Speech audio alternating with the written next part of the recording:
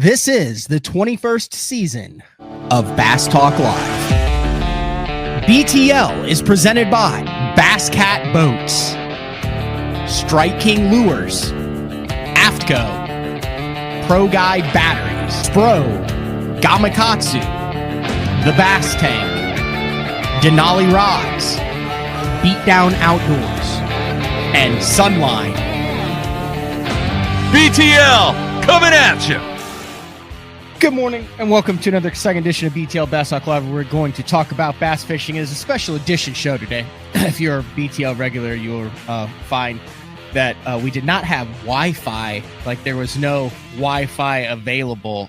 We had a fantastic house last week for the Bassmaster Open, the final Bassmaster Open of the 2025 season, which took place on Leech Lake in Walker, Minnesota. We'll talk about that more later. We've got a regularly scheduled BTL today at 8:30 a.m. Central Time, but I wanted to have a special edition show, kind of an MLF Angler of the Year show with the one and only Jacob Wheeler. So Jacob will be joining us momentarily after he drops the kiddos off at school and before his dentist appointment. So, you know, you win 4 Angler of the Years in 5 years. You still got to go to the dock. You still got to drop the kids off at school. You just have a few more dollars in the bank doing it. He did $500,000 this year in winning, so we'll have him on. But anyway, I was planning on doing shows from Walker, Minnesota. Had everything dialed in, but the house that we stayed at last year had already been rented. So that guy did us a solid by hooking us up with his neighbor who had a fantastic house. Miles Berghoff, Blake Schroeder, Matt Steffen, and myself. We walk into this house, and the first thing you notice when you go downstairs is Golden Tee, the original Golden Tee, Peter Jacobson.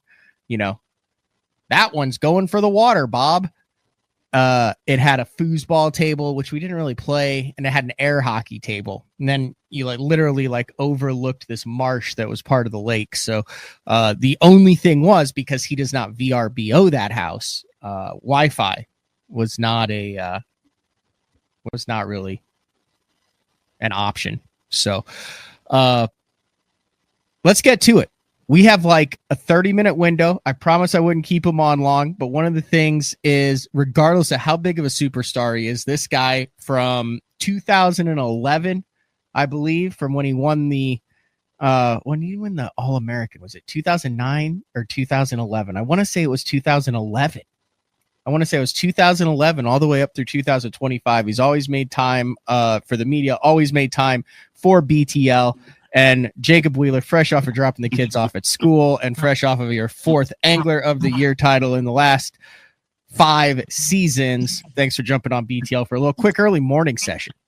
Yeah, I appreciate it, Matt. I mean, obviously, it's we've had a lot of great conversations over the years, and this year was a lot of fun. It was a lot of fun, man. They had a lot of ups and downs, so it was a good year, and it had downs. Good to get back in saddle. It didn't have any. What downs did it have, Jacob? Oh, I mean, the only downs was more so for my dad's passing and some other things that were a little bit difficult. Those are the scenarios. Okay. And Potomac was not easy on me. It was like the worst. It was like the week from hell for me. Like Potomac, I hooked my camera guy Nick in the chin to start practice at 6 a.m. Took him to the emergency room. He had 2 hooks in the chin. Blew 2 tires on my trailer. Had to replace my battery in my truck. Had a nail in my front tire in my truck. It was just the craziest week. Sounds like someone was messing with you. That sounds like more than just an accident. It was a very interesting week. It really was. There were certain scenarios when it rains, it pours. That was that week. It was definitely I was like, E. I remember one time KVD had a big tournament on the Arkansas River. It might have been that major or something like that. And he woke up and had 2 flat tires and just drove to the freaking ramp with them and launched his boat on the rims. Handed it to the Nitro guys and said, "That's your problem now." But wish I could do that. Here's what's crazy, Jacob. You obviously have been on a heater. I mean, really, you were pretty dominant before, but this Bass Pro Tour, after starting in 2019, and it's hard to believe, what is this, the 1, 2, 3, 4, 5? This is already the 7th year of the Bass Pro Tour, which is absolutely hard to believe that we're 7 years into this thing. You've never finished outside the top 5 in the Angler of the Year. You were dominant before, but regardless of whether it's 1 pound, whether it's variable weight, whether it's the 5 fish limit, whether it's you can scope the whole time, whether it's you can scope for one period, one thing has remained consistent, and that's you at the top. And shockingly, 2025, you really didn't get much of a chance. You dominated Jake Lawrence by 45 points, and it was your most dominant win in history of the Bass Pro Tour for the Angler of the Year. So just kind of walk us through, like, do you just keep getting better every single year, in your opinion? I think the biggest thing that you learn as you progress as an angler is not necessarily to get better at those like tournaments you're in the top 10 or you win. Like, that just happens in the perfect time. But it's how to minimize a bad finish. How to sort of punt rather than throw a Hail Mary on a 4th down.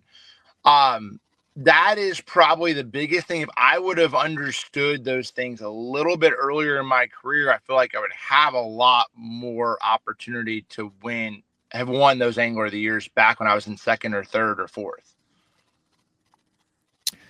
You're consistently, it seems like your second days, like you're consistently able to get out of the gates hot. And then one of the trends that I've noticed, and we've talked about this before, is you really don't have to fish on the second day a lot of times in order to either win the round or I've seen you several times punt and say, well, I'm not going to win the round, but I'm also not going to burn my fish.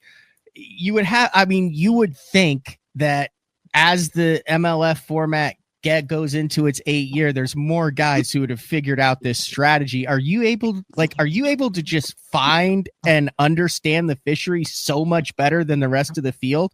I mean, that's honestly what it seems like it is, because then we're also seeing going into the final rounds, you're able to save stuff 3, 4, 5 days in advance. Like, do you have your tournaments kind of mapped out before it even starts instead of just flying by the seat of your pants?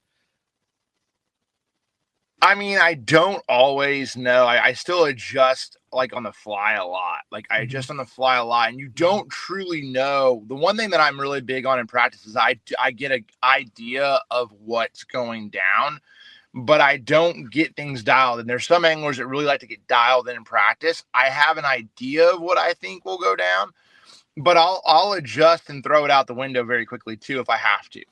And so it comes to a point where I think it also is a really important part of it is, like, my mind is one track minded to, like, the final day. Like, my mind, even if I'm not on the winning fish or like any of that, my mind is still focusing on how do I make the final day and how do I set myself up the best that day. And the cool thing is like that, like, not a lot of some anglers, it might be, hey, I want to make a check. Some anglers, it might be, I want to make a top 20. Like, I just feel like in my mind, it's like, this is qualifying. Like, I'm not, like, it's all about understanding the playing field and making that decision making all of these decisions leading up into the final day and making the right decision on the final day. I feel like that, to me, is like how my mind works a lot of times. Not every tournament is that way. I do think there's times, like, when you're really in the middle of the Angler of the Year race, that you're trying to maximize a tournament where it takes it a little bit more, where you're not maybe maximizing the chance to win. You're taking a little bit more, like, easy going. But yeah, that's always my mindset, is like trying to think about that final day. Talk about this last one. It was your second win in 3 BPT events. Technically, you could have gone. You went like second, something first, some first. Like, I mean, you could have won basically 4 out of 5 there. But talk about that last day, some incredible drone footage, some incredible shots of how it went down there. But I mean, that was just as dominating a performance as you could kind of ask for, not only in the Angler of the Year, but then with the guys that you had chasing you, perhaps also one of the greatest I'm going to say this, one of the greatest grass fishermen in professional bass fishing history, one of the most decorated anglers. He just doesn't have a classic title to his name or a Red Crest or FLW Cup, and doesn't toot his own horns. I call him the David Robinson of professional bass fishing, and Todd Faircloth. But I mean, no easy task catching largies out of the grass to beat that guy. No, and Todd's probably, like you said, he's the best, like day in, day out, offshore grass. I mean, I remember just watching videos of Todd, obviously spending a lot of time on Rayburn, him spending a lot of time around that area in East Texas.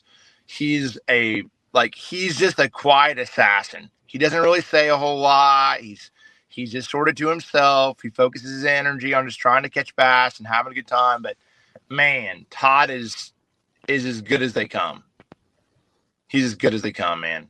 Yeah. He just, I got a lot of respect for him for sure. He's definitely a phenomenal angler.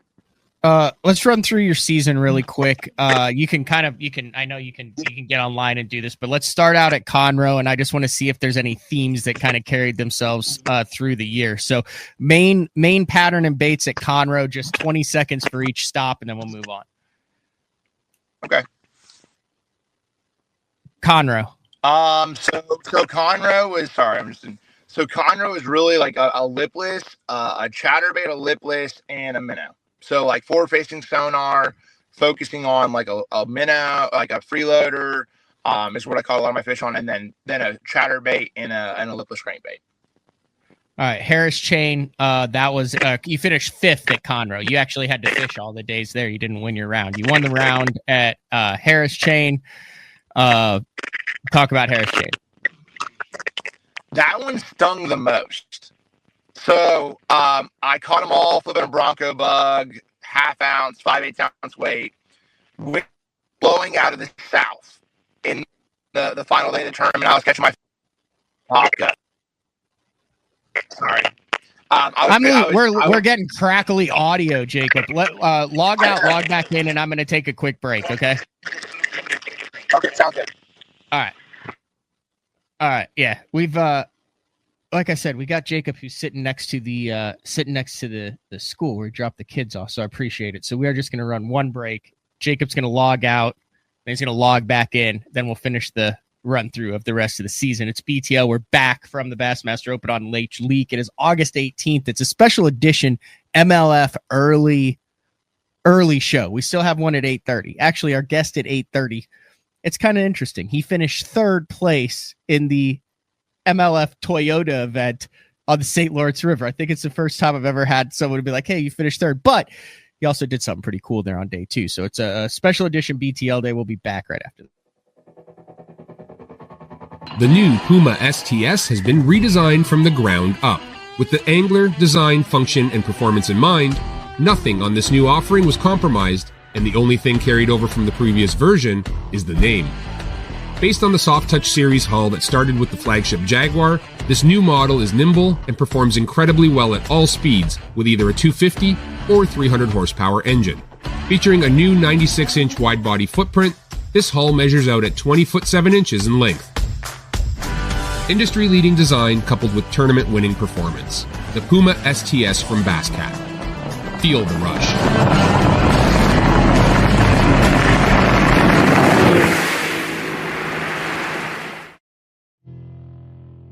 All right, we are back, BTL, on a Monday special edition with Jacob Wheel. We got better audio now. Can you hear me now? I got you now. I think it should be better. Okay, sorry about that. You're getting crackly at the end, so let's do. I just want to do a quick rundown. Sometimes there's themes. I remember guys like have gone through an entire year and they're like, "Oh, I caught him on a topwater in 4 out of the 6 events," or I chatterbaited, and you're like, "Holy cow!" And it's a guy gets confidence in something and he runs it through the entire season. So Conroe, we'd established. You said minnow, and what were the other baits there? A lipless crankbait and a chatterbait. Okay, lipless minnow. You go to the Harris chain. Really caught him frogging. I mean, that's not frogging. I caught a couple on a frog, but I caught a lot of my fish at the Harris chain, flipping a bronco bug. So just straight flipping. All right. Second place finish on Lake Murray in stage 3. Mooch minnow, janitor Nico rigging was really the 1-2 punch. I caught him almost all Nico rigging and all on a minnow. So skipping docks. At any point, did you throw the minnow without using the forward-facing sonar? Was there any blind minnowing involved in the 2025 AOY campaign? Yeah, we're gonna get to one. Yeah, definitely. Okay, there was one. There's one. I'll go into it. Okay. Stage 4, Chickamauga and Nickajack, your backyard, a second place finish there. Caught him on a 6 1/4 freeloader. Caught him on a scrounger. Caught him on a drop shot and an eco, so sort of a combination. So janitor with a drop shot and an eco. Caught a couple on a jerkbait that tournament, but mostly, and maybe a couple on a DT 16. But it was a combination because there was 2 lakes, and it was a little bit different. I was fishing the river on Nickajack, and I was fishing obviously up there offshore on Chickamauga. All right, 9th Bass Pro Tour win came on Kentucky Lake. You won that one by a lot. You had 263 pounds, 5 ounces in 3 days of fishing. What was the key there? Like that was a good one. So that one was the one that I caught him blind minnowing. And so like I caught him on a 5 1/4 freeloader. And I started in the first morning, I caught a couple on a DT 16 and a lot of the fish were a little bit weird. And like, I didn't start with forward that first period. The schools were good. And I basically caught 19 in the first period on a 5 1/4 freeloader without live scope and without forward facing sonar and active target. So it was just something that I'm comfortable with. And I know like, and especially if you're casting at a group of them that I knew they were out there, by idling it first and understanding where they were positioned, they bid it really well, especially that first morning. Potomac River, you really sucked in this one, Jacob. A 34th place finish in stage 6. I don't even know why you showed up to the last one after that embarrassment. It was bad. That's a long story. That's a long story of like, gosh dang. Yeah. But did a frog play in that one? Dude, my earbuds do the exact same thing. I'll go down to like adjust, hit my unit or something. I'll be like on the phone with Court, and then boom, and like so far I'm like 12 for 12 as far as it always bounces. It always bounces into the boat and not out of the boat. But I'm fixing to lose one any day. Yeah, I like the smaller ones. I like the smaller, like the other AirPods. This is actually Alicia's, I think, that I actually snagged them before I left the house. So okay. So the Potomac River, I caught them on a claptail. Actually, caught a lot of them on a claptail on grass, and then I caught them frogging, chatterbaiting, a little bit, sort of just a hodgepodge between the frog and a chatterbait.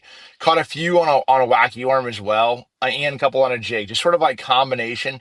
The crazy thing there was just basically that we had a giant rain that night before the day number 2, and we had like 4 foot waves on the main river, so it blew out a lot of places and changed the dynamic of that tournament. And then Saginaw Bay and the river here to close things out there. A number of different things, but a lot of frogging. Frogging mostly, a little bit of flipping, wacky rigging, and then I caught him on one thing that was really a big part of that was the first day I caught 52 pounds, and I was in second place after period 1, smallmouthing with a salted Ned roll that'll come out this fall on a drop shot. So I caught them really good day 1 and utilizing those smallmouth, which gave me enough room to where I didn't have to burn everything down in the largemouth that I was fishing. Frog, Nico, and minnow is kind of the 3 trends that I see throughout here. If I was to take your three main baits this year, which is interesting because you have one that I would consider super finesse, one that's semi finesse, and then or one that's kind of middle of the road, and then one that's as about a power fishing as you can get. Yeah, I mean that's bass fishing this day and age. You better have it all, and you better be good at a lot of different things. I mean, back in the day, I feel like you used to be a little bit more of a specialist game. You could have a Denny Brower or a Kevin catch them on a rattleback jig or a 1.5, and you can roll with that throughout the season, especially if things sort of set up that way.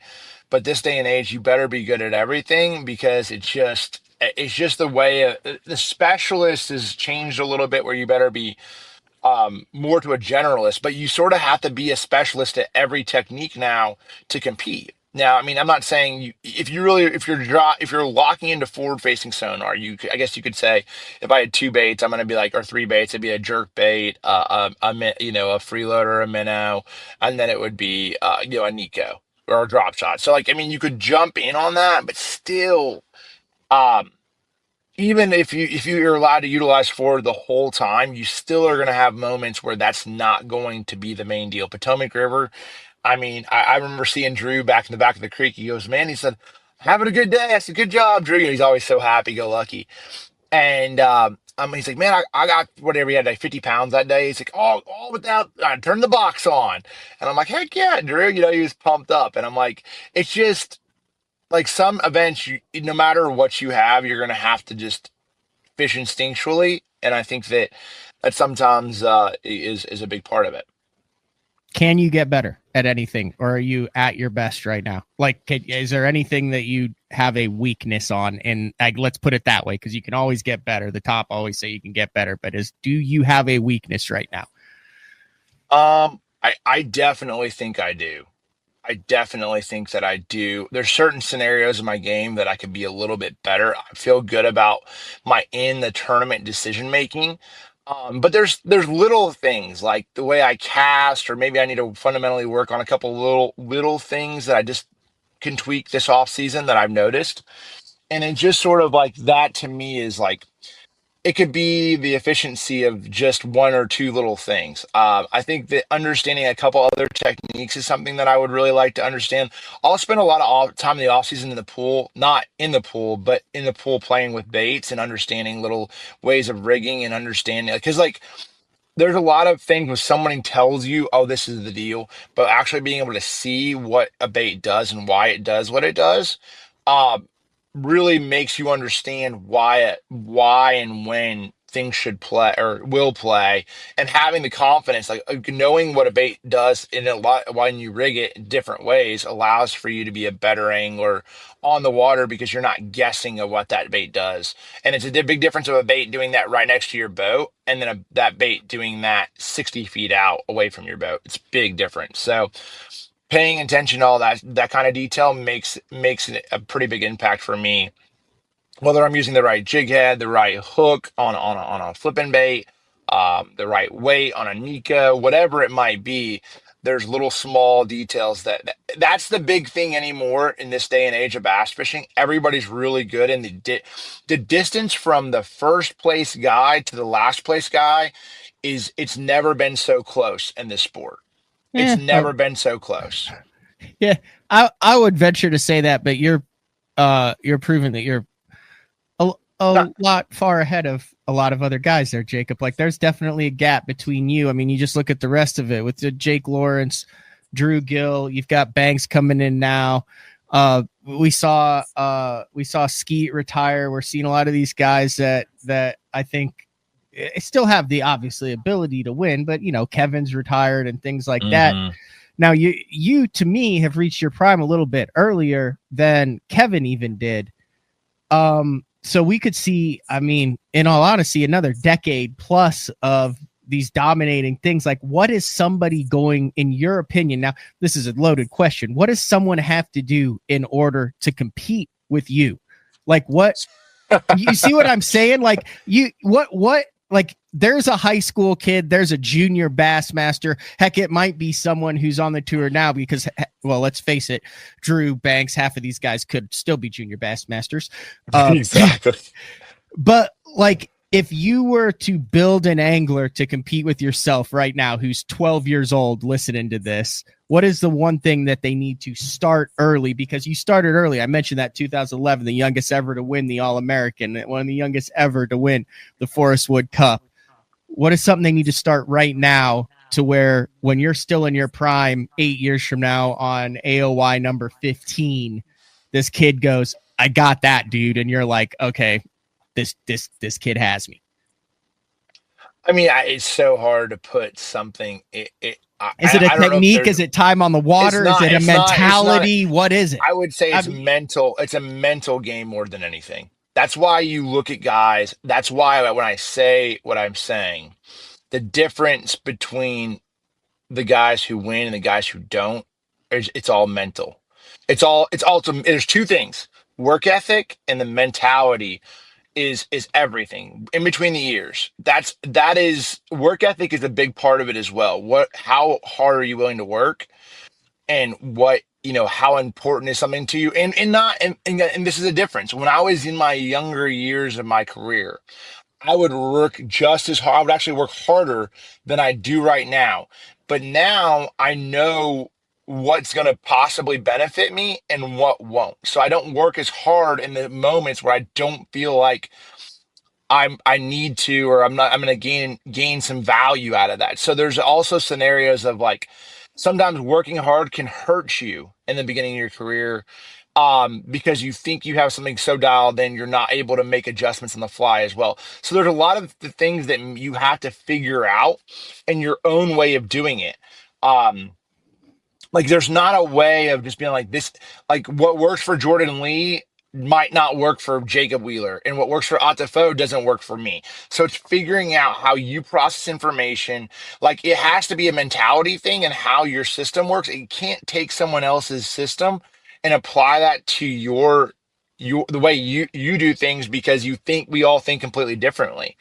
And I think that's the biggest thing. It's like there's not a certain thing like, a technique. A technique is not going to win you a ton of tournaments. You might win you one or two tournaments if you're really good at it, but techniques come and go.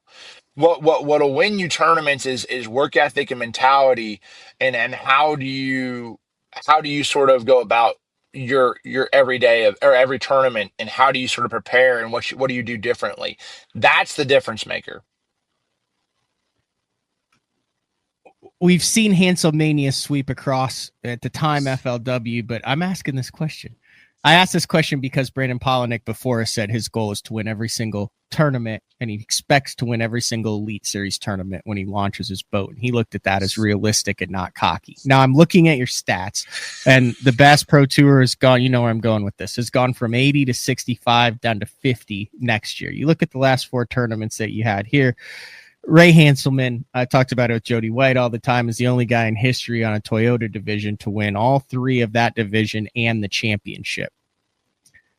I'm not asking you, I know what you're going to say here. I just want to know, do you think it is possible? Is there a chance to clean sweep an MLF Bass Pro Tour season?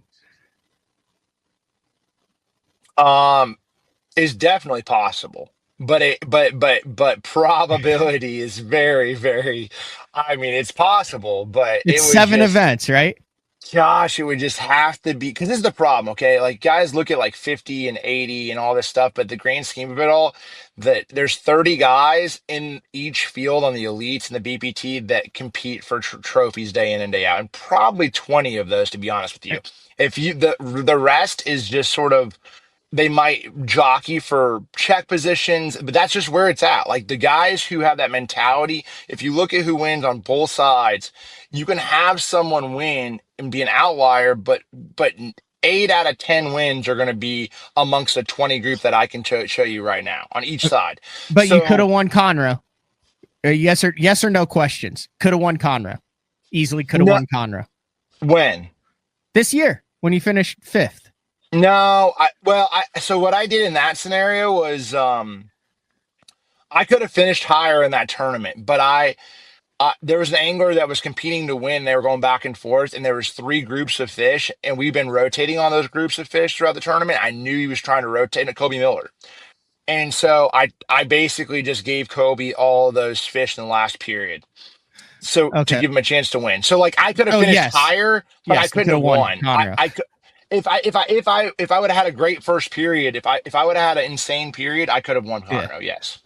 Harris chain, probably not. Like you never really got it going on the final day there, right? No, the Harris chain I could have easily won. Oh, okay.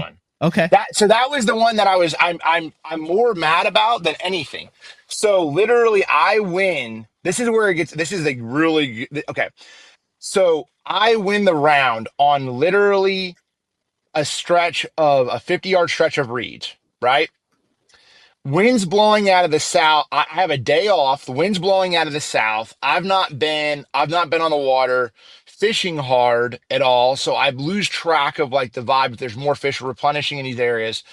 I'm fishing more of the other end of the lake where there's more wind and it's more susceptible to wind. And historically in Florida, the wind blows into an area and it trashes, especially at 20 miles an hour. Okay.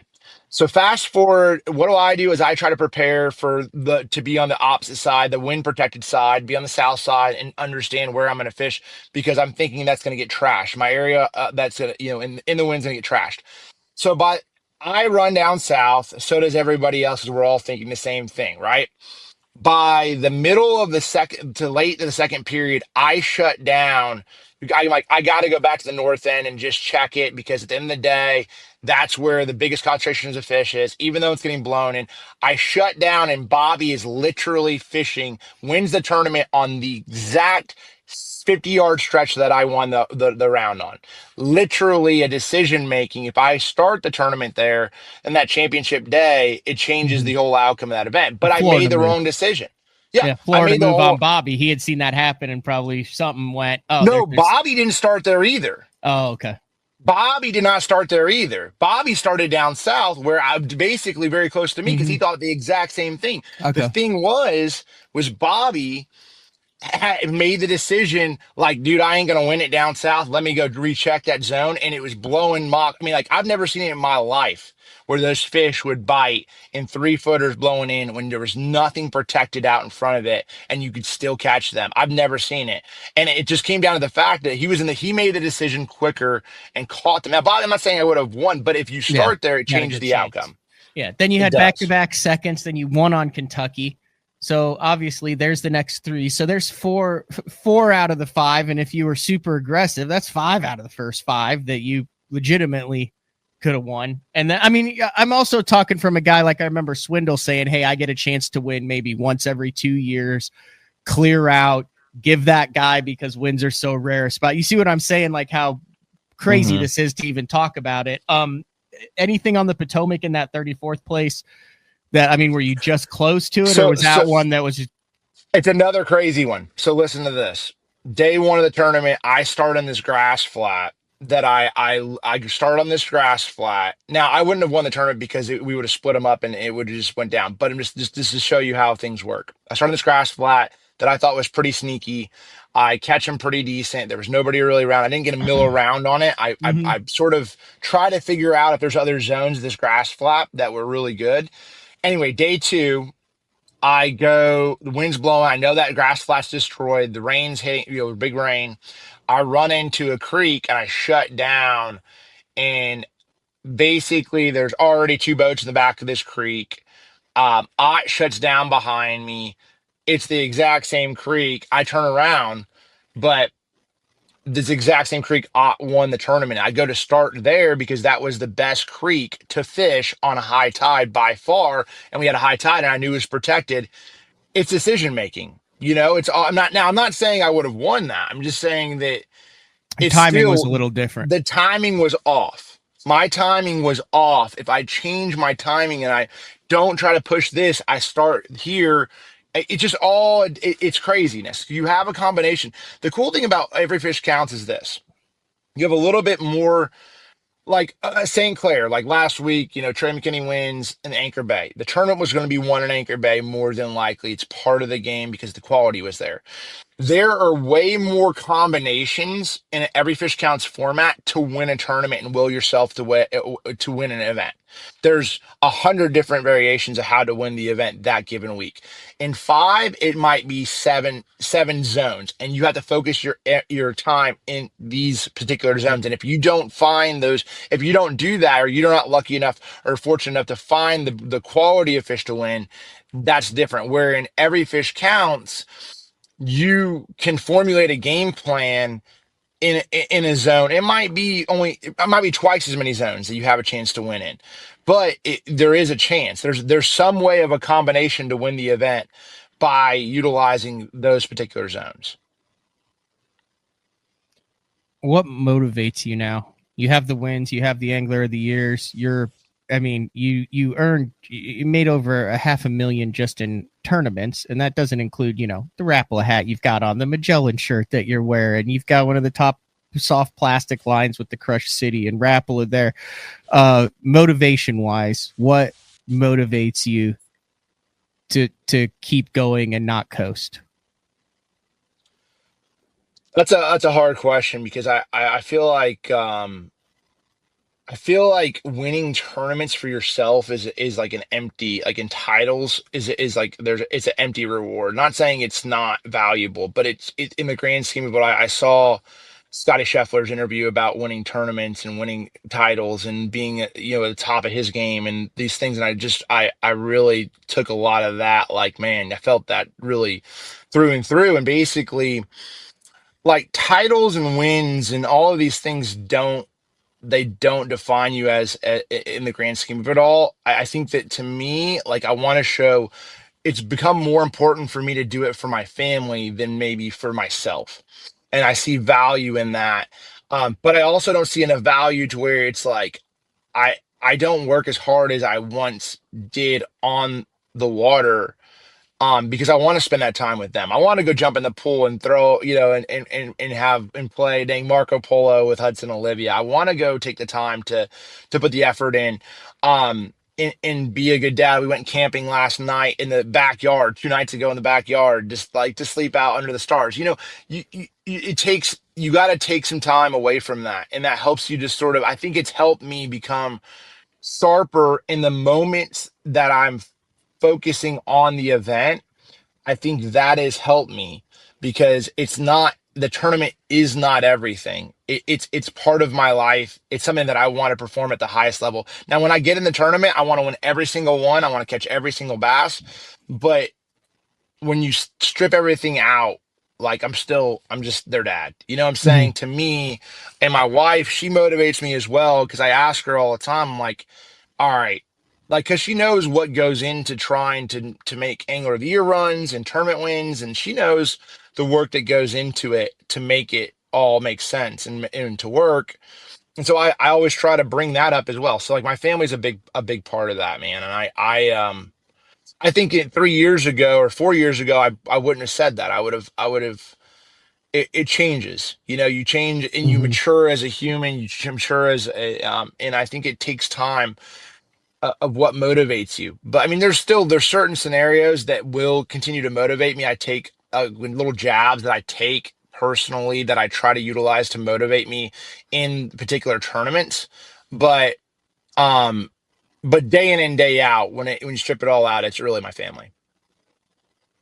Do you have a rival on the BPT, would you say? Like, I would say, it was Kevin and Skeet, or Kevin and Ike, or Thrift and Morgan. Like, there's always been like would you say you've got a rival on the BPT that you're jockeying for, where you're like, well, if you don't win, you're like, well, at least I beat so-and-so, or like you guys are going at it? Cause I know that like every, you mentioned golf, you had Tiger and Phil for the longest time. And yeah, I mean, there's definitely times that I want, like, it just depends. I mean, there's a couple, of course there's a couple people that you try to always outperform, and do as much as you can to be ahead, like, there's people that'll push you to be better.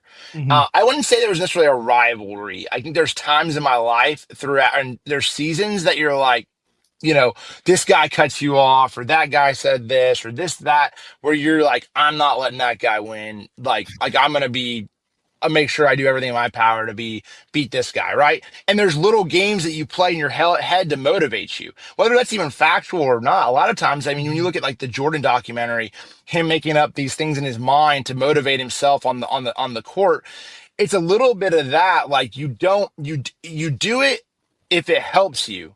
If that like those little games and those little motivations help you drive to become better and focus your energy at something at another level, then it's valuable. So to me, like when I get irritated or I get into like something, I feel like I fish better. Like when I have something happen, I channel all that energy, like, and if I say it's a rivalry or it's something that happens in the water, like I focus my energy that much more. There you go. Routine checkup, or are we dealing with some major dental issues here? No, it's just a cleaning. Just the cleaning. No cavities. I didn't know if you're like one of the teeth grinder guys. Like I grind my teeth at night. I have bad issues with that.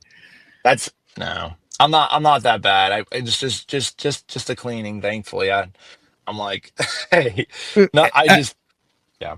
Or you stay off the water then until the team series picks up, or are you a guy that likes to get on the water 3, 4, 5 times a week? You got sponsor stuff coming up, or is it actually just kind of the one kind of little soft spot of the year where you get to chill before stuff picks up again in the fall, and then you start winding it up again for 2026?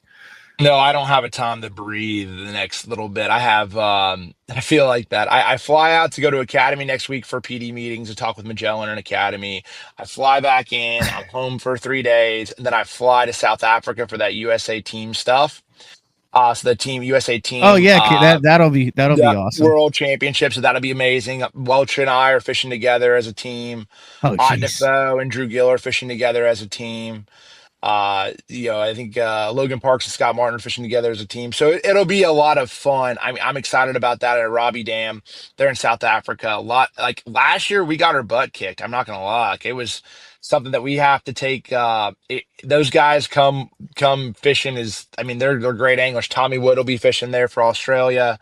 There's a lot of great anglers from Australia, from Italy, from Spain, South Africa, some great anglers. So that won't be easy. Then I fly back home. I have like 4 days, and I'm at the team series with MDJ.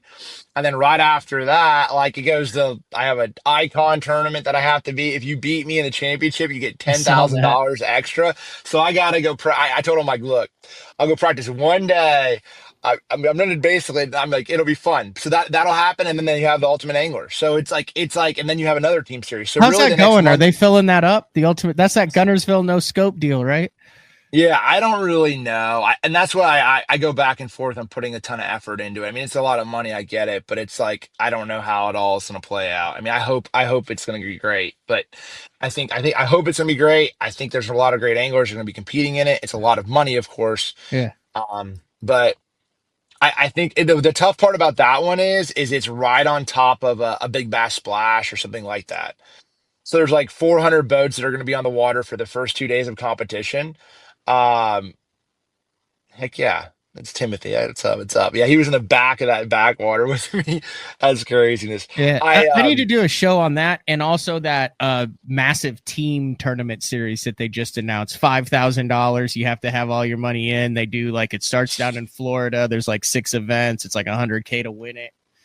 I saw that. Where are they going in that deal? I didn't really get a chance to look at it in depth. It starts like back-to-back weeks in Florida, and then they came out with the schedule. I'll have to look at it. Yeah. Anyway, I need to do shows on both of those events because you mentioned that Ultimate Angler thing. So yeah, the grind never stops, and then all of a sudden you're gonna have to have your boat rigged out and done, and I would imagine you do probably 2 every year too. So you've got a ton of stuff that's going on, and then boom, you're right back into it. Yeah, I have actually have a couple other things that I'm working on right now in the back burner that I have other things I'm looking at doing. So there's a lot of stuff that I actually have that I'm like, all right, what am I going to do here? What am I going to do there? But you'll see a little bit more of that next year. So I do get a little time. November, December is our time to relax a little bit more. I'll take the family on a cruise in the middle of December. I'll spend a little time.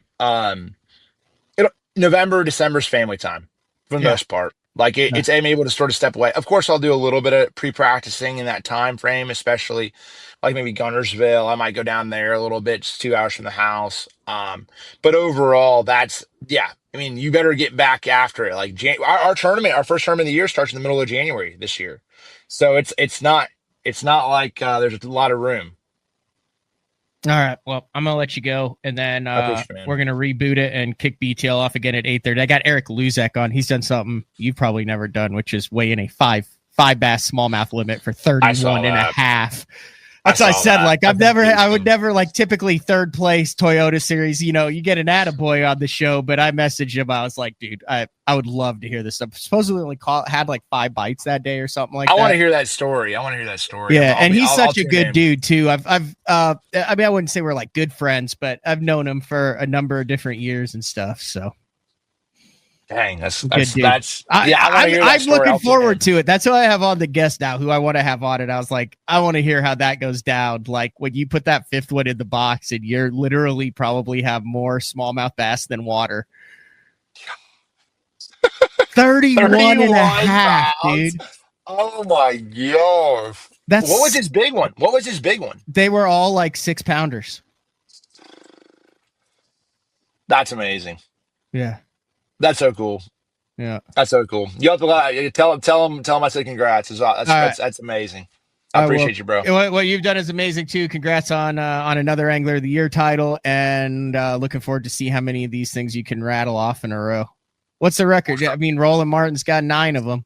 KVD's got 7. I don't know. This is the tough part about it. The more you get in the Angler of the Year races, the worse chance, the tougher it is to win. Because you start fishing to win the Angler of the Year race and not the tournament. Exactly. Yeah. So you're actually better to not try to fish for the Angler of the Year and have a bomb early in the season, because then you'd have a better chance to win more tournaments.